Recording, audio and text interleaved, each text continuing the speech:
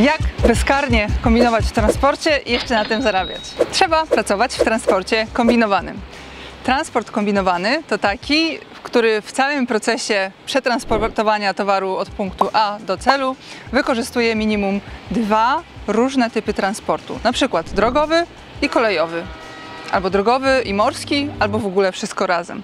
Nie oznacza to oczywiście, że jeden kierowca cały czas w tym wszystkim uczestniczy. Weźmy sobie taki transport intermodalny, na przykład, gdzie mamy pierwszą i ostatnią milę robioną przez kierowcę, ale zazwyczaj przez różnego kierowcę, a środek, najdłuższa część trasy jedzie sobie koleją, ale jedzie sama naczepa.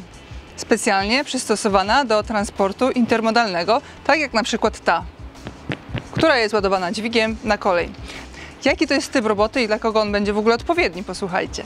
No więc transport intermodalny będzie odpowiedni dla takich kierowców, którzy nie mają ochoty wyjeżdżać w trasę i wracać, kiedy się uda wrócić. Transport intermodalny cechuje się bardzo dużą przewidywalnością. Można sobie wszystko dokładnie zaplanować, kiedy kierowca wyjeżdża do pracy i kiedy kierowca wraca z pracy. Ten tryb transportu będzie dobry dla kierowców, którzy nie lubią jeździć nocami, tylko zaczynać pracę wcześnie rano i kończyć wtedy po południu, gdy już firmy pracują, bo generalnie ta praca polega na tym, że podejmuje się naczepę, jedzie się ją załadować, towar trzeba ładnie spiąć pasami i naczepę zdać w terminalu kolejowym. No i w drugą stronę przyjeżdża się samym ciągnikiem na terminal kolejowy, podejmuje się naczepę i jedzie się do firmy rozładować, dostarczyć towar. I tak w kółko. Co oznacza, że jeździ się do tych samych punktów, co oznacza, że jeździ się po jednym terenie. Ta praca jest dosyć mocno przewidywalna, zarówno dla kierowcy, który wie, że jak firma kończy pracę, w której się będzie ładował albo rozładowywał o 5, to znaczy, że on o 5 też kończy pracę. To jest też typ pracy, który jest dosyć mocno przewidywalny w kontekście przychodów dla firmy transportowej. No i jak? Brzmi ciekawie dla Was? Jeżeli brzmi ciekawie, no to jest pewnie ten moment, żeby się skontaktować z LKW Walter. Link zostawiam na dole. Dlaczego LKW Walter? No bo to właśnie LKW Walter jest pionierem transportu intermodalnego w Europie. W tym roku mija 40 lat, jak po raz pierwszy przeprawili naczepy przez Alpy koleją.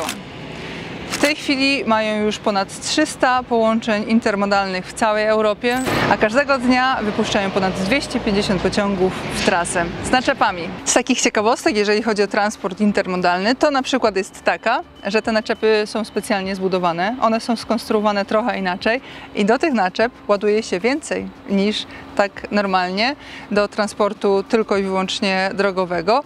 I też jeszcze inna ciekawostka jest taka, że długość takiego składu sięga 750 metrów. No i wiecie, że te maszyny, które ciągają składy naczep, to nie są maszyny już dieslowskie, tylko elektrowozy. I to właśnie sprawia, że jest to najbardziej przyjazny środowisku typ transportu, bo jest elektryczny. W tej naczepie do transportu intermodalnego zwróćcie uwagę, że są w ogóle na stałe pasy przytwierdzone, nie można ich sobie przepinać z miejsca na miejsce, tylko są na stałe i tak samo klamry, a u góry przy dachu są zrobione takie specjalne jakby powiedzmy haczyki, na które można sobie nakładać pas, bo za każdym razem jak naczepa jedzie na pociąg, no to wszystko musi być pospinane, bo przecież pociąg jedzie przeróżnymi miejscami, jakimiś ciasnymi tunelami, gdzieś blisko drzew, mostami i tak dalej. To oznacza, że ta naczepa musi być bardzo dobrze utrzymana, nic nie może wystawać, żadna plandeka nie może być podarta, dach nie może się podnosić w trakcie transportu, więc wszystko musi być doglądnięte. Więc jest to taka praca, gdzie kierowca będzie mieć oko do szczegółów. I w tym miejscu właśnie maszyna, wózek, dźwig łapie naczepę z jednej, z drugiej strony i tam tak dalej, no i wtedy stawia naczepę na platformę.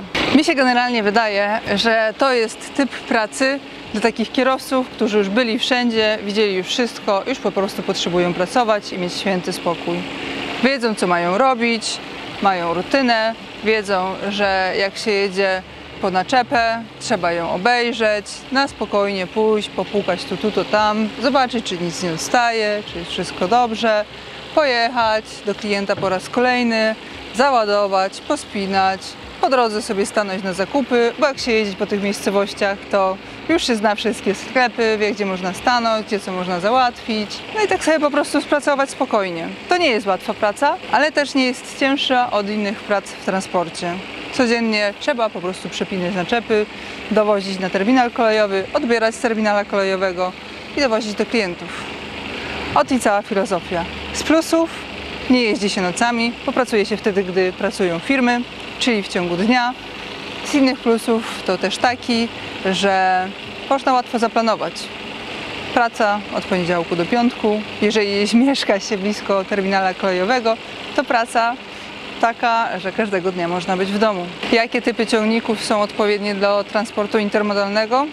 Zarówno standardy, jak i megi. Więc jeżeli masz ciągnik siodłowy, no to możesz ściągać naczepy intermodalne. No i to już tyle w tym odcinku. Dziękuję za oglądanie. Zapraszam do kliknięcia w link, który zostawiłam dla Was w opisie. No i jeżeli jeszcze nie widzieliście, jak ja radziłam sobie na intermodalu, to koniecznie zobaczcie. Do zobaczenia!